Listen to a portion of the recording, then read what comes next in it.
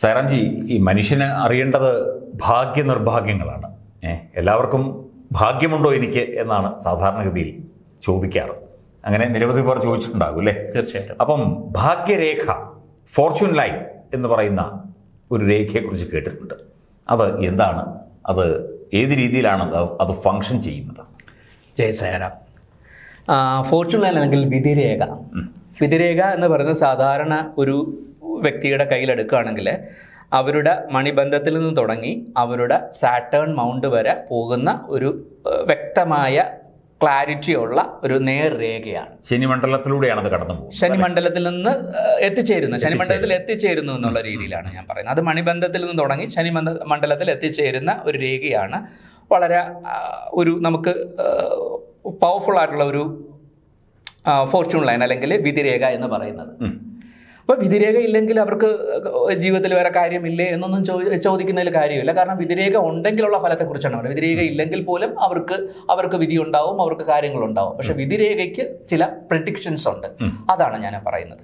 അപ്പോൾ ഈ വിധിരേഖ നമ്മുടെ സാറ്റേൺ മൗണ്ടിൽ എത്തിച്ചേരുന്നത് ശുഭകരമായ ഒരു സൂചന തന്നെയാണ്. അപ്പോൾ അത് ഒരു ക്ലാരിറ്റിയുള്ള, അവർക്ക് കർമ്മമണ്ഡലത്തിൽ വളരെയധികം ഉയർച്ച, അവർ കർമ്മമേഖലയിൽ പുഷ്ടിപ്പെടാനും കർമ്മമേഖലയിലുള്ള വളരെ ഐശ്വര്യങ്ങളും പ്രശസ്തിയും ഒക്കെ ഉണ്ടാക്കിയെടുക്കാനും ഉള്ള ഒരു സാധ്യത നമുക്ക് ഈ ഫോർച്യൂൺ ലൈൻ അല്ലെങ്കിൽ വിധിരേഖ എന്ന് പറയുന്ന രേഖ കൊണ്ട് നമുക്ക് പറയാം. അപ്പൊ ഈ വിധിരേഖ പല സ്ഥലങ്ങളിൽ നിന്ന് പുറപ്പെടുന്ന സാധ്യതകൾ നമുക്ക് പറയാം. ചില ആൾക്കാരുടെ കൈകളിൽ അവരുടെ ഫോർച്യൂൺ ലൈൻ മൗണ്ട് ഓഫ് മൂണിൽ നിന്ന് സ്റ്റാർട്ട് ചെയ്യുന്ന അവസ്ഥ വരും. ഈ മൗണ്ട് ഓഫ് മൂണിൽ നിന്നാണ് ഒരാളുടെ കയ്യിൽ ഫോർച്യൂൺ രേഖ അല്ലെങ്കിൽ വിധിരേഖ ആരംഭിക്കുന്നതെങ്കിൽ അവർക്ക് തേർഡ് പാർട്ടി വഴി ജീവിതത്തിൽ ഉയർച്ച ഉണ്ടാകാൻ, ഈ തേർഡ് പാർട്ടി എന്ന് പറയുന്നത് അത് 100% ഫീമെയിൽ തന്നെ ആകും. ഒരു പുരുഷന്റെ കയ്യിലാണെങ്കിൽ അത് ഫീമെയിൽ വഴി എന്നും, ഒരു സ്ത്രീയുടെ കയ്യിലാണെങ്കിൽ അതൊരു പുരുഷൻ ഓപ്പോസിറ്റ് ജെൻഡറിൽപ്പെട്ട ഒരു പുരുഷൻ വഴിയാണെന്നും നമുക്ക് പറയാം. അപ്പോൾ മൗണ്ട് ഓഫ് മൂണിൽ നിന്ന് വിധിരേഖ പുറപ്പെട്ടാൽ മറ്റുള്ളവരുടെ ഹെൽപ്പ് വഴി പുരോഗതി ഉണ്ടാക്കാൻ സാധ്യത ഉള്ള ആൾക്കാരാണ് എന്ന് പറയാം. അതുപോലെ തന്നെ കൈയുടെ മധ്യത്തിൽ നിന്ന് വിധിരേഖ ആരംഭിക്കുന്ന ആൾക്കാരുണ്ട്. കൈയുടെ മധ്യത്തിൽ നിന്ന് വിധിരേഖ ആരംഭിച്ചു കഴിഞ്ഞാൽ അവർ സ്വയ അധ്വാനം കൊണ്ട് മാത്രമേ അവർ ജീവിത പുരോഗതി നേടത്തുള്ളൂ. അവർക്ക് മറ്റൊരാളുടെ ഹെൽപ്പും കിട്ടത്തില്ല എന്ന് പറയാം.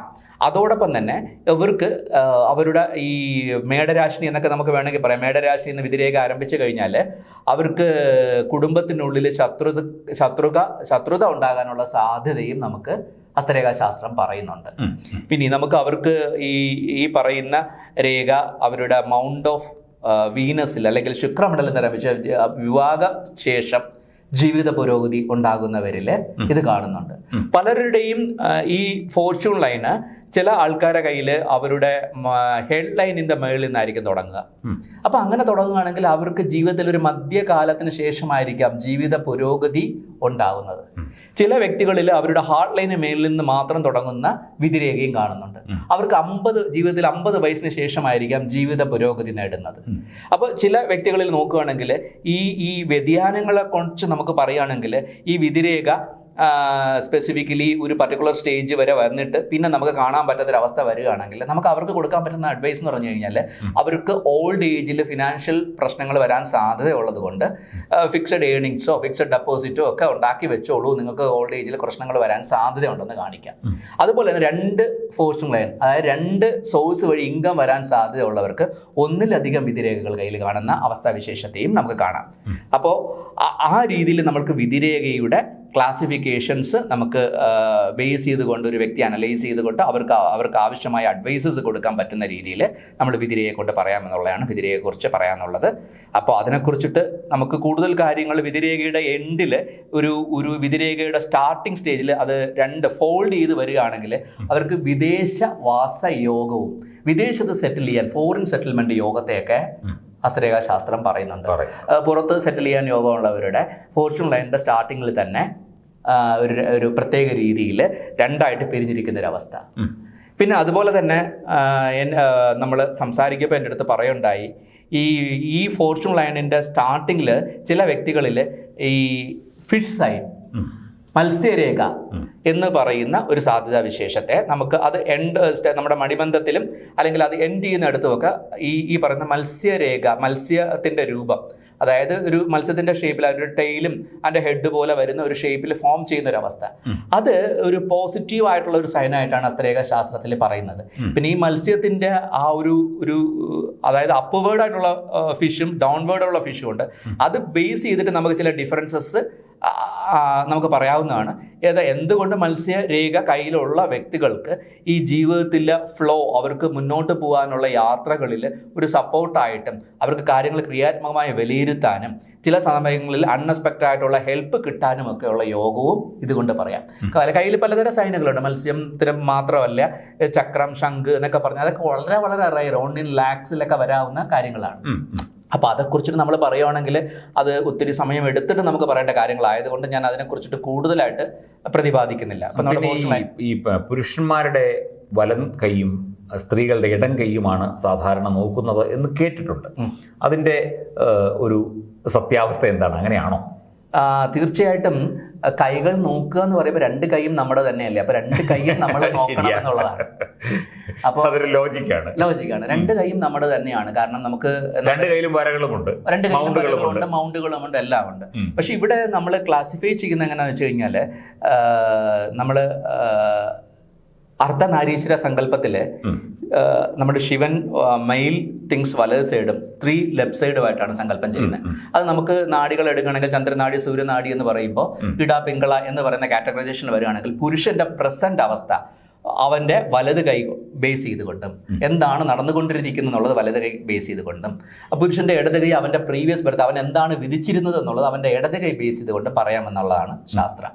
അപ്പൊ ഈ ഒരു പ്രക്രിയ തിരിച്ച് സ്ത്രീകളിലോട്ട് വരുമ്പോൾ അവരുടെ ഇടത് കൈ അവരുടെ പ്രസന്റ് അവസ്ഥയെയും അവരുടെ വലത് കൈ അവരുടെ പാസ്റ്റ് ബർത്ത് ബേസ് ചെയ്തിട്ട് പറയാം. ഇനി ഇതിനകത്തൊരു ചേഞ്ചസ് പറയാവുന്നൊരു അവസ്ഥ എന്ന് പറഞ്ഞു കഴിഞ്ഞാൽ, ഇപ്പോൾ ഒരു മെയിൽ എടുക്കുകയാണെങ്കിൽ അവർ റൈറ്റ് ഹാൻഡഡ് പേഴ്സൺ ആണെങ്കിലാണ് നമ്മൾ റൈറ്റ് ഹാൻഡ് അവരുടെ പ്രസൻസ് പറയുന്നത്. ചില വ്യക്തികൾ ലെഫ്റ്റ് ഹാൻഡഡ് പേഴ്സൺസ് ആണ്. എൻ്റെ മകൻ ലെഫ്റ്റ് ഹാൻഡഡ് പേഴ്സൺ ആണ്. അപ്പോൾ അവരുടെ ആക്റ്റീവ് ഹാൻഡ് ലെഫ്റ്റ് ആണെങ്കിൽ ലെഫ്റ്റ് ഹാൻഡ് ആയിരിക്കും അവന്റെ പ്രസൻസ് പറയുന്നത്. അവൻ എഴുതുന്നതും ഭക്ഷണം കഴിക്കുന്നതും ഒക്കെ ഇടത് കൈകൊണ്ട്. അത് വളരെ നല്ലൊരു കാര്യമാണ്, കേൾക്കാൻ കഴിഞ്ഞത് വളരെ കാര്യമാണ്. കാരണം ഇദ്ദേഹം പറഞ്ഞ ഒരു പോയിന്റിൽ, അങ്ങ് പറഞ്ഞ ഒരു പോയിന്റിൽ എനിക്ക് ഇന്റർഫിയർ ചെയ്ത് പറയാനുള്ളത്, പല ആൾക്കാരും ഇപ്പം ചെയ്യുന്ന ഒരു നെഗറ്റീവായ ഒരു പ്രക്രിയയാണ്. ഇപ്പൊ അദ്ദേഹത്തിന്റെ മോനെ ഇടത് കൈകൊണ്ട് എഴുതിയപ്പോൾ അദ്ദേഹം അങ്ങ് തടഞ്ഞില്ല.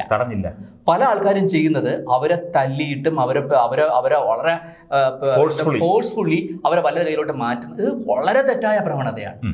ഇതൊരു നാച്ചുറലി സംഭവിക്കുന്ന അവിടെ ലെഫ്റ്റ് റൈറ്റ്. പ്രായമുള്ളവരൊക്കെ നമ്മുടെ ബന്ധുക്കളൊക്കെ എന്തുകൊണ്ട് അത് മാറ്റിയില്ല എന്ന് ചോദിച്ചാൽ എന്നെ വഴക്ക് പറഞ്ഞിട്ടുണ്ട്. പക്ഷെ അങ്ങ് ചെയ്താണ് സത്യം, അങ്ങ് ചെയ്താണ് ശരി. അത് നമ്മൾ ഒരിക്കലും ഫോഴ്സ്ഫുള്ളി നമ്മൾ ചെയ്യാൻ പാടില്ല. അത് അവിടെ ഒരു ലെഫ്റ്റ് ബ്രെയിനോ റൈറ്റ് ബ്രെയിനോ എന്ന് പറയുന്ന ആ ഒരു കാറ്റഗറൈസേഷൻ ഉണ്ട്. അതിലോട്ട് നമ്മൾ കൂടുതലായിട്ട് കടക്കുന്നില്ല. പക്ഷെ അങ്ങ് ചെയ്ത് നല്ലൊരു കാര്യമാണ്. അപ്പോൾ ആ വ്യക്തിയുടെ ഇടത് കൈ അദ്ദേഹത്തിന്റെ പ്രസന്റും അദ്ദേഹത്തിന്റെ വലത് കൈ അദ്ദേഹത്തിന്റെ പാസ്റ്റുമാണ്. അത് ആക്റ്റീവ് ഹാൻഡ് ആകുന്ന നമുക്ക് പ്രസന്റ് നോക്കുന്ന ഒരു അവസ്ഥ. ഇത് തിരിച്ച സ്ത്രീകൾക്ക് തിരിച്ചുള്ള ഡിഫറെന്റ് വേർഷനും വരുന്നുണ്ട്. ഇനി ഇതിലൊരു വ്യത്യാസം വരുന്നത്, നമ്മൾ സാധാരണ പല ആൾക്കാരും ചോദിക്കാറുണ്ട് എത്ര വയസ്സായ ഒരാളുടെ കൈ നമ്മൾ നോക്കി തുടങ്ങാമെന്നുള്ളത്. കൈകൾ നമ്മൾ വളരെ കുഞ്ഞിലേ തന്നെ, അല്ലെങ്കിൽ നമ്മുടെ അമ്മയുടെ ഗർഭപാത്രത്തിൽ വെച്ച് തന്നെ കൈകളിൽ ലൈൻ തെളിഞ്ഞു തുടങ്ങുന്നു. ബ്രെയിൻ ഗ്രോത്ത് തുടങ്ങുമ്പോൾ തന്നെ കയ്യിൽ ലൈൻ തെളിഞ്ഞു. എങ്കിൽ പോലും നമ്മളൊരു ഹസ്തരേഖയെ നമുക്ക് ഏറ്റവും കൂടുതൽ ലിങ്ക് ചെയ്യാൻ പറ്റുന്നത് മനഃശാസ്ത്രവുമായിട്ടാണ്. നമുക്കൊരു വ്യക്തി സ്വയം ചിന്തിക്കാനും സ്വയം പ്രവർത്തിക്കാനും ഒരു ഏജ് ഉണ്ട്. ഒരു അപ്രോക്സിമേറ്റ്ലി ഇപ്പോഴത്തെ കാലഘട്ടത്തിൽ പറഞ്ഞ ഒരു 12 വയസ്സ് അല്ലെങ്കിൽ 10 വയസ്സ് കഴിയട്ടെ, 12 വയസ്സൊക്കെ ആകുമ്പോഴാണ് ഒരാളുടെ കൈകൾ നോക്കി അയാൾക്കൊരു അഡ്വൈസ് കൊടുക്കാനും അദ്ദേഹത്തിന് ഒരു സോർട്ട് അനാലിസിസ് നടക്കാനും പ്രാപ്തനാകുന്നത്. പക്ഷെ അതിനു മുമ്പ് കൈകൾ നോക്കിക്കൂടെ എന്ന് ചോദിച്ചു കഴിഞ്ഞാൽ ഒരു കൗൺസിലിംഗ് ലെവലിൽ നോക്കാൻ പറ്റത്തില്ല. നമുക്ക് ഒരു ക്യൂരിയോസിറ്റിക്ക്, പാരൻസിന്റെ ക്യൂരിയോസിറ്റിക്ക് വേണമെങ്കിൽ നമുക്ക് നോക്കാം. പക്ഷെ അത് ഏത് കൈ നോക്കുമെന്ന് ചോദിച്ചു കഴിഞ്ഞാൽ, മെയിലാണെങ്കിൽ അവന്റെ സ്വയാർജിതമായ കഴിവുകൾ അവൻ യൂസ് ചെയ്ത് തുടങ്ങാൻ ആരംഭിച്ചിട്ടില്ലാത്തതിനാൽ വലത് കൈക്ക് പകരം അവന്റെ പൂർവ്വജന്മാർജിതമായ കഴിവുകൾ കിടക്കുന്ന ഇടത് കൈ നോക്കി വേണം ഫലം പറയാൻ. അതായത് 12 വയസ്സിന് താഴെയുള്ള ആൺകുട്ടി ആണെങ്കിൽ അവന്റെ ഇടത് കൈ ഡിഫറൻ്റ് ആയിട്ട് നോക്കിയിട്ട് വേണം അവന്റെ പ്രസന്റ് അവസ്ഥ പറയാൻ. ഇത് പെൺകുട്ടിയാണെങ്കിൽ ആ കുഞ്ഞിന്റെ പൂർവ്വജന്മ അർജിതമായ കഴിവുകളും കാര്യങ്ങളും കിടക്കുന്ന വലത് കൈ നോക്കിയിട്ട് 12 വയസ്സിന് താഴെയുള്ള ആളുടെ കാര്യങ്ങൾ മാത്രമാണ് ഇവിടെ പ്രതിപാദിക്കുന്നത്. ഈ രീതിയിലാണ് കൈകൾ നോക്കേണ്ടത്. അപ്പം എന്ത് തന്നെ ആയിക്കഴിഞ്ഞാലും ലെഫ്റ്റും റൈറ്റും കൈകൾ നമ്മൾ നോക്കിയിരിക്കണം. അവൻ്റെ പൂർവ്വജന്മാർജിതമായ കഴിവുകൾ എന്താണ്, പ്രസന്റ് അവസ്ഥയിൽ എങ്ങനെ നിൽക്കുന്നു. ഇത് ഒരു തരം കമ്പാരിസൺ ആണ്. ഇത് രണ്ടും കൂടെ നമ്മൾ അനലൈസ് ചെയ്യുമ്പോൾ ചില ആൾക്കാരിൽ അവർ പ്രീവിയസ് ബർത്തിൽ ഭയങ്കരമായ ദൈവാധീനമുള്ള അല്ലെങ്കിൽ കുടുംബദേവത പ്രീതി ഉണ്ടായിരുന്ന ഒരു വ്യക്തിയായിരുന്നു, ഇപ്പോൾ ജന്മത്തിൽ അതില്ലാണ്ടാകുന്നു എന്ന് പറയുമ്പോൾ നമുക്ക് പറഞ്ഞു കൊടുക്കാം, താങ്കൾ വളരെയധികം ദേവതാ ഉപാസന ചെയ്തിട്ടുള്ള ഒരു വ്യക്തിയാണ്. ഈ ജന്മത്തിൽ അത് ചെയ്തു കഴിഞ്ഞാൽ താങ്കൾക്ക് ജീവിത പുരോഗതി ഒത്തിരി വരും. അപ്പോൾ ഇത് ചെയ്യുക. അല്ലെങ്കിൽ താങ്കൾ പ്രീവിയസ് ജന്മത്തിൽ സാത്വികമായ ഫുഡെല്ലാം കഴിച്ചിരുന്നു, ഇപ്പോഴും ജങ്ക് ഫുഡ് കഴിച്ചിട്ടാണ് താങ്കൾക്ക് ഈ അസിഡിറ്റി ഫോർമേഷൻ ആയത് എന്നൊരു വസ്തുത മനസ്സിലാക്കിക്കൊണ്ട് it's just like A comparison ആണ്. നമ്മൾ ഒരു സോട്ട് അനാലിസിസ് നടക്കുമ്പോൾ എന്താണ് അവർക്ക് വിധിച്ചിരുന്നത്, എന്ത് നടക്കുന്നു എന്ന രീതിയിൽ ഒരു കമ്പാരിറ്റീവ് അനാലിസിസ് എടുത്തുകൊണ്ട് ആ വ്യക്തിക്ക് ജീവിത പുരോഗതിയിലോട്ട് പോകാൻ മാർഗനിർദ്ദേശങ്ങളാണ് നമ്മൾ നൽകുന്നത്. ഇവിടെ മാർഗനിർദ്ദേശങ്ങൾ എന്ന് പറയുമ്പോൾ അതിപ്പോൾ ഡയറ്റ് ആവാം, അവർ കഴിക്കേണ്ട ഫുഡുകളിലെ മാറ്റമായിരിക്കും ഞാൻ മെയിനായിട്ട് അവർക്ക് പറഞ്ഞു കൊടുക്കുന്നത്. രണ്ടാമത് അവർ പ്രകൃതി, ഞാൻ ഒരു DNASൂടെ കഴിഞ്ഞൊരു വ്യക്തിയാണ്, പ്രകൃതി ജീവനം വളരെയധികം ഇഷ്ടപ്പെടുന്നത്. നമുക്കൊരു പ്രകൃതിയുടെ ഒരു തത്വമുണ്ട്, ആ പ്രകൃതിയിലോട്ട് അവർ തിരിച്ചു പോവുക, പ്രകൃതിയുടെ തത്വങ്ങൾ തിരിച്ചറിയാൻ പറ്റുക. അപ്പം മനുഷ്യന് മാത്രം അന്യം നിന്ന് പോകുന്ന ഒരു സംഭവമാണ് പ്രകൃതിയുടെ താളങ്ങൾ തിരിച്ചറിയാൻ പറ്റുന്നില്ല. നമുക്കൊരു എക്സാമ്പിൾ പറയുകയാണെങ്കിൽ നമ്മൾ പറയും ട്രൈബ്സ് എന്ന് പറയും, ആദിവാസികൾ ട്രൈബ്സ് എന്ന് പറയും, അവർ വളരെ ട്രഡീഷണൽ ചിന്താഗതിക്കാരാണ്. തീർത്തും തെറ്റായ വസ്തുതയാണ്. പ്രകൃതിയുടെ ഓരോ സ്പന്ദനങ്ങളും തിരിച്ചറിയാൻ പറ്റുന്നവരാണ് കാട്ടിലിന്റെ മക്കള്. അവർക്ക് പ്രകൃതിയുടെ താളം അറിയാം, പ്രകൃതി എന്താണ് അവർക്ക് നൽകുന്ന മെസ്സേജ് നമുക്കറിയാം. നമുക്കാണ് നഷ്ടപ്പെട്ടു പോയിട്ടുള്ളത്. നമ്മളെ കാലം എന്തുകൊണ്ടും അവർ പ്രകൃതിയുമായി ഇണങ്ങി ജീവിക്കുന്ന വ്യക്തികളായ അവർക്കാണ് പ്രകൃതിയുടെ താളങ്ങളും സ്പന്ദനങ്ങളും തിരിച്ചറിയാൻ പറ്റുന്നത്. കാരണം നമ്മളും അതിലോട്ടാണ് തിരിച്ചു പോകേണ്ടത്. നമ്മൾ കേട്ടിട്ടുണ്ട്, വയനാട്ടിൽ ദുരന്തം ഉണ്ടായപ്പോൾ നമ്മുടെ മനുഷ്യർക്ക് അത് ഡീകോഡ് ചെയ്ത് മനസ്സിലാക്കാൻ പറ്റാത്ത ഒരവസ്ഥയിൽ ആനകൾ അവിടെ നിന്ന് ഇറങ്ങി ഓടിയെന്നൊക്കെ വായിച്ച് കേട്ടിട്ടുണ്ട്. അപ്പോൾ അവർക്ക് അത് മുന്നേ തന്നെ അവർക്ക് സെൻസ് ചെയ്യാനുള്ള കപ്പാസിറ്റി അവർക്ക് പറ്റുന്നുണ്ട്. കാരണം നമ്മുടെ ജീവിതചര്യകളും നമ്മുടെ ഫുഡ് ഹാബിറ്റ്സുമാണ് നമ്മുടെ പ്രകൃതിയിൽ നിന്ന് ഡിറ്റാച്ച് ആക്കുന്നത്. നമ്മളൊന്ന് നോക്കിയേ, മൃഗങ്ങളെയും പക്ഷികളെയും നോക്കിയേ, സൂര്യൻ അസ്തമിച്ച് കഴിഞ്ഞാൽ അവർ ആഹാരം കഴിക്കുന്നില്ല, അവർ കൂട് കയറുന്നു. നമ്മളെല്ലാം പ്രകൃതിക്ക് എഗനസ്റ്റായിട്ട് ജീവിക്കുന്ന ഒരേ ഒരു ജീവി മനുഷ്യനാണ്. മറ്റൊരു ജീവിയുടെ പാല് പോലും കുടിക്കുന്ന ഒരു ജീവി എന്ന് പറഞ്ഞു കഴിഞ്ഞാൽ അത് മനുഷ്യൻ മാത്രമാണ്, അല്ലേ? കാരണം പശുക്കുട്ടി പോലും എത്രയോ മാസം കഴിയുമ്പം അത് സ്റ്റോപ്പ് ചെയ്യണം.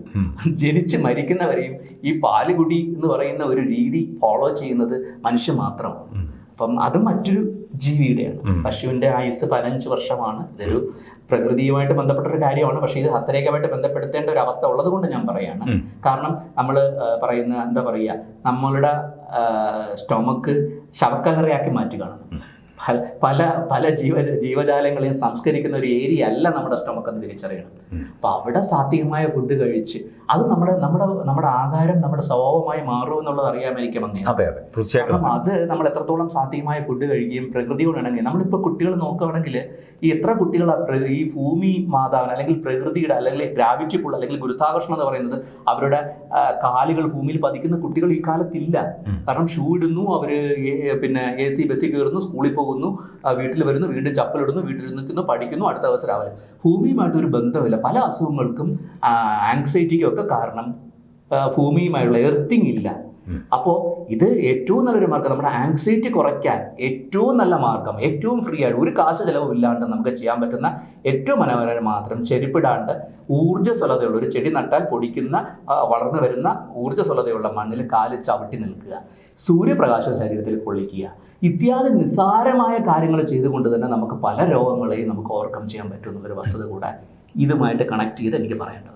ഈ കുട്ടികളുടെ കാര്യം പറഞ്ഞപ്പം പുതിയ തലമുറയിലെ, അതായത് യുവാക്കളുടെ ഒരു 15 വയസ്സിന് ശേഷം അല്ലെങ്കിൽ ഒരു 20 വയസ്സ് ഉള്ള കുട്ടികളുടെ അത്തരക്കാരുടെ കൈ തീർച്ചയായിട്ടും താങ്കൾ നോക്കിയിട്ടുണ്ട്. അപ്പം അതിലെ ഒരു വ്യതിയാനം, അതായത് നമ്മൾ ശ്രദ്ധിക്കാത്ത എന്നാൽ വളരെ പ്രധാനപ്പെട്ട ഒരു വ്യതിയാനം ഞങ്ങൾ ഇത് ഷൂട്ട് ചെയ്യുന്നതിന് മുമ്പ് സംസാരിച്ചപ്പോൾ അദ്ദേഹം എൻ്റെ ശ്രദ്ധയിൽപ്പെടുത്തുകയുണ്ടായി. അതായത് ചില രേഖകൾ ആ കുട്ടികൾക്ക് വളരെ വ്യത്യസ്തമാണ്. അതെന്താണെന്ന് എനിക്ക് പറഞ്ഞു തരാൻ അറിയില്ല, പക്ഷെ അദ്ദേഹം പറയും. സത്യം പറഞ്ഞാൽ അത് കേട്ടപ്പോൾ വല്ലാത്ത ഒരു ഞെട്ടൽ കൂടി എനിക്കുണ്ടായി എന്നത് വാസ്തവമാണ്. ഓക്കെ, കാരണം നമ്മൾ തീർച്ചയായിട്ടും അത് നമ്മുടെ കൈകൾ സ്വയം നോക്കി നമുക്ക് തന്നെ മനസ്സിലാക്കാൻ പറ്റുന്ന വളരെ സിമ്പിൾ ആയിട്ടുള്ളൊരു കാര്യം തന്നെയാണിത്. പക്ഷേ ഇത് നമ്മൾ ആ വ്യത്യസ്തകൾ തിരിച്ചറിയണം എന്നുള്ളതാണ്. ഇപ്പം നമ്മുടെ ഒരു പർട്ടിക്കുലർ ഏജിലുള്ള ആൾക്കാരുടെ കൈകൾ എടുത്തു കഴിഞ്ഞാൽ വളരെ ശ്രദ്ധിച്ച് നോക്കുള്ളൂ, അവരുടെ ആയുർരേഖയും ബുദ്ധിരേഖയും ജോയിൻ്റ് ആയിരിക്കും. മാക്സിമം കൈകളിലും അങ്ങനെ തന്നെയാണ് ഉണ്ടാകുക. പക്ഷേ ഇപ്പോൾ ന്യൂ ജനറേഷൻ കുട്ടികൾ പലരുടെയും കൈകൾ ഞാൻ അനലൈസ് ചെയ്യുമ്പോൾ പലരിലും കാണുന്നത് ആയുർരേഖയും മുദ്രയും തമ്മിൽ ജോയിൻ്റ് അല്ല, രണ്ടും സെപ്പറേറ്റ് ആയിട്ട് നിൽക്കും എന്നുള്ളതാണ്. അങ്ങനെ നിൽക്കുമ്പോൾ അതിൻ്റെ ഒരു അഡ്വാൻറ്റേജ് ആയിട്ട് പറയാവുന്നത് എന്താണെന്ന് വെച്ച് കഴിഞ്ഞാൽ they became capable of doing things independently. അവർ സ്വതന്ത്ര ചിന്താഗതിക്കാരായിരിക്കും. അപ്പോൾ സ്വതന്ത്ര ചിന്താഗതിക്കാരെന്ന് പറയുമ്പോൾ അവർക്ക് കാര്യങ്ങൾ സ്വയം ചെയ്യാൻ കഴിവുള്ളവരായിരിക്കും എന്നുള്ളതൊരു പോസിറ്റീവായിട്ട് പറയുമ്പോഴും അവർ നോളജ് അപ്ഡേറ്റ് ചെയ്തില്ലെങ്കിൽ മുന്നിലൊരു കുഴിയാണ് പോകരുത് എന്ന് പറഞ്ഞാൽ അവർ പോകും. അവർക്ക് കുഴിയുണ്ട് എന്ന് തിരിച്ചറിയാൻ പറ്റില്ല, അവർ കുഴിയിൽ വീഴുന്നിരിക്കും. അപ്പോൾ ഇത് നമുക്ക് മനസ്സിലാക്കേണ്ടത് എങ്ങനെയാണെന്ന് വെച്ച് കഴിഞ്ഞാൽ അവരെപ്പോഴും ഒന്നുകിൽ നോളജ് അപ്ഡേറ്റ് ചെയ്യുക. അപ്പോൾ ഇവിടെ നമ്മളൊരു വ്യക്തിയെ നമ്മൾ അനലൈസ് ചെയ്യുമ്പോൾ ഹസ്തരേഖ ആയിട്ടോട്ടെ എന്ത് തന്നെ ആയിക്കോട്ടെ 4 ഘടകങ്ങളാണ് ഒരു വ്യക്തിയെ സ്വാധീനിക്കുന്ന കാര്യങ്ങൾ. അപ്പോൾ ആദ്യത്തെ ഇമ്പോർട്ടൻറ്റ് കാര്യം എന്ന് പറഞ്ഞാൽ അവരുടെ പ്രീവിയസ് ബർത്ത് കർമാസ്. അവിടെ സഞ്ചിതം, പ്രാരാബ്ധം, ആഗാമി എന്ന് പറയുന്ന 3 ടൈപ്പ് കർമാസ് ഉണ്ട്. ഈ കർമാസ് അവരെ ഇമ്പാക്ട് കൊടുക്കുന്നു. അത് സേ ഫോർ എക്സാമ്പിൾ ഒരു 25% എന്ന് വെറുതെ നമുക്ക് സാങ്കല്പികമായി പറഞ്ഞു കഴിഞ്ഞാൽ, രണ്ടാമത്തെ ഒരു എന്ന് പറഞ്ഞു കഴിഞ്ഞാൽ അവരുടെ DNA, അവരുടെ അച്ഛൻ്റെയും അമ്മയുടെയും ജീൻ ക്വാളിറ്റി അവരെ അടുത്തൊരു 25%, അപ്പോഴേക്കും 50% ആയി. അടുത്ത 25% എന്ന് പറയുന്നത് അവരുടെ ബ്രോട്ടപ്പാണ്. അവരെങ്ങനെയാണ് വളർത്തപ്പെട്ടിരിക്കുന്നത്, അവർ ഏത് സാഹചര്യത്തിലാണ് വളർന്നത്. അപ്പോൾ അതൊരു 25% എടുത്തു കഴിഞ്ഞാൽ നമുക്കിവിടെ 75% ആയിട്ട് എടുത്തിക്കഴിഞ്ഞു. ഇനി ലാസ്റ്റുള്ള 25% എന്ന് പറയുന്നതാണ് ഏറ്റവും ഇമ്പോർട്ടൻ്റ് ആയിട്ടുള്ള ഡിറ്റർമിനേഷൻ അല്ലെങ്കിൽ ഇച്ഛാശക്തി എന്ന് പറയുന്നത്. നമ്മുടെ ഏറ്റവും നമ്മളെല്ലാവരും ഇഷ്ടപ്പെടുന്ന അബ്ദുൽ കലാമോ എബ്രഹാം ലിങ്കനോ അങ്ങനെയുള്ള ആൾക്കാരെ എടുത്തു കഴിഞ്ഞാൽ എല്ലാ ജീവിത സാഹചര്യങ്ങളെയും ഈ പറഞ്ഞ 3 സാഹചര്യങ്ങളെയും ഓവർകം ചെയ്തുകൊണ്ട് അവർ ജീവിതത്തിൻ്റെ അത്യുന്നതമായ പദവിയിലെത്തുന്നത് അവരുടെ വിൽ പവർ കൊണ്ട്. കാരണം ഈ 3നെയും നമുക്ക് ഓവർകം ചെയ്യാൻ പറ്റുമെന്നൊരവസ്ഥയിലാണ്. ഇദ്ദേഹം ഇപ്പം അങ്ങ് ഇപ്പോൾ എന്നോട് ചോദിച്ച ക്വസ്റ്റ്യനിൽ ഞാൻ ഈ പറയുന്ന മേഖല എന്ന് പറഞ്ഞാൽ സെക്കൻഡ് മേഖലയാണ്. അവരുടെ ജീനിൻ്റെ ക്വാളിറ്റി DNA അവിടെ പൂർവ്വജന്മ ആർജിതമല്ല. ഇവിടെ 2 ലൈൻ മാറി നിന്നു കഴിഞ്ഞാൽ പിതാവിൻ്റെയും മാതാവിൻ്റെയും അവരുടെ കോമ്പിനേഷൻ, അവരുടെ അച്ഛനെയും അമ്മയും നോക്കി കഴിഞ്ഞാൽ 2 പേരും ഡിഫറെൻറ്റ് സ്കൂൾ ഓഫ് തോട്ട്സ് ഉള്ളവരായിരിക്കും. അച്ഛനും അമ്മയും ഡിഫറെൻറ്റ് സ്കൂളുള്ള തോട്ട് ഉള്ള പാരൻസിന് ജനിക്കുന്ന കുട്ടികളുടെ കൈകളിൽ മാക്സിമം പേരിലും, എല്ലാ പേരിലും ഞാൻ പറയുന്നില്ല, മാക്സിമം പേരിലും ഞാൻ എൻ്റെ അനാലിസിസ് ബേസ് ചെയ്തിട്ട് അവരുടെ ഹെഡ് ലൈനും അവരുടെ ലൈഫ് ലൈനും നമ്മൾ ജോയിൻ്റ് ആയിരിക്കത്തില്ല.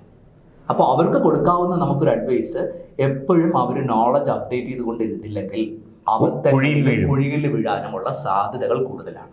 കാരണം ഈ കാലഘട്ടം നമുക്ക് എല്ലാവർക്കും അറിയാം, അവരെ പ്രൊവോക്ക് ചെയ്യുന്ന ഒരുപാട് സംഭവങ്ങൾ അവരുടെ മുന്നിലൂടെ വരുന്നു. ടെക്നോളജിയുടെ യുഗമാണ്, ഓരോ ദിവസവും ടെക്നോളജി അപ്ഡേറ്റ് ചെയ്തുകൊണ്ടിരിക്കുകയാണ്. AI-യുടെ യുഗമാണ്. അവർക്ക് അവരുടെ അച്ഛൻ്റെയും അമ്മയുടെയോ പണ്ടൊക്കെ നമ്മുടെ കാലഘട്ടത്തിൽ നമ്മുടെ ഗ്രാൻഡ് ഫാദറും ഗ്രാൻഡ് മദറും അങ്ങനെയുള്ള വീട്ടിലെ ഒരു കോമ്പോയിൽ നമ്മളിപ്പോൾ പുരാണ കഥകളും അമർചിത്ര കഥകളും വായിച്ച് വളർന്ന കാലഘട്ടത്തിൽ നിന്നും ഇപ്പം കുട്ടികൾ എന്തും ഒരു AI-യോട് ചോദിച്ചു കഴിഞ്ഞാൽ ആൻസർ കിട്ടുന്ന ഒരു അവസ്ഥയിലോട്ട് കുട്ടികൾ വളരുമ്പോൾ അവർ പാരൻസിനോട് ക്വസ്റ്റ്യൻ ചോദിക്കുന്നത് നിർത്തി. പാരൻസിന് ലിസൺ ചെയ്യാൻ സമയമില്ല, അവർ ബിസി ആണല്ലോ. അപ്പോൾ കുട്ടികളെല്ലാം AI-യോട് ചോദിക്കുന്നു. AI കൊടുക്കുന്ന വേർഷനാണ് അവർക്ക് ഫൈനൽ. അപ്പോൾ ആ രീതിയിലാണ് കുട്ടികൾ ബ്രോട്ടപ്പ് ആകുമ്പോൾ അവർ തെറ്റിലോട്ട് പോകാനും അവർക്ക് കറക്റ്റായിട്ടൊരു ഗൈഡൻസ് കിട്ടാതെ ഇരിക്കാനുമുള്ള ഒരു സാധ്യത ഇവിടെ വരുന്നു. ഇത് എൻ്റെ ഒരു ഓർമ്മ ശരിയാണെങ്കിൽ ഇതേ ഒരു ക്വസ്റ്റ്യൻ പഴയ തമിഴ്നാട് BJP പ്രസിഡൻ്റായിരുന്ന അണ്ണാമലയുടെ അടുത്ത് ഒരിക്കൽ ഒരു ക്വസ്റ്റ്യൻ ചോദിച്ചു, എന്തുകൊണ്ടാണ് കുട്ടികൾ ഇത്രയും ഈ ഡ്രഗ് അഡിക്ഷനിലോട്ടും മറ്റൊരിലോട്ടും ഒക്കെ പോകുന്നതെന്ന് ചോദിച്ചു. അപ്പോൾ അദ്ദേഹം പറഞ്ഞ മനോഹരമായ ഒരു മറുപടിയാണ് എൻ്റെ ഓർമ്മയിൽ വരുന്നത്. അദ്ദേഹം പറഞ്ഞ മറുപടി മറ്റൊന്നുമല്ല, അദ്ദേഹം പറഞ്ഞത് കാരണം അതൊരു ലഹരിയാണ്. ആ ലഹരിയിലോട്ട് അവർ പോകാൻ പ്രൊവോക്കഡ് ആകുന്ന ഒരു കാര്യം, അതിനപ്പുറം ഒരു ലഹരി ഉണ്ടെന്നും അത് മെഡിറ്റേഷൻ ആണെന്നും ധ്യാനമാണെന്നും ഈ കുട്ടികൾ അറിയാത്തിടത്തോളം കാലം അവർ അതുവരെ അനുഭവിച്ചിട്ടുള്ള ഒരു ലഹരിയിലോട്ട് അവർക്ക് പോകാനുള്ളൊരു സാധ്യത നമ്മൾ തന്നെയല്ലേ തുറന്നു കൊടുക്കുന്നത്.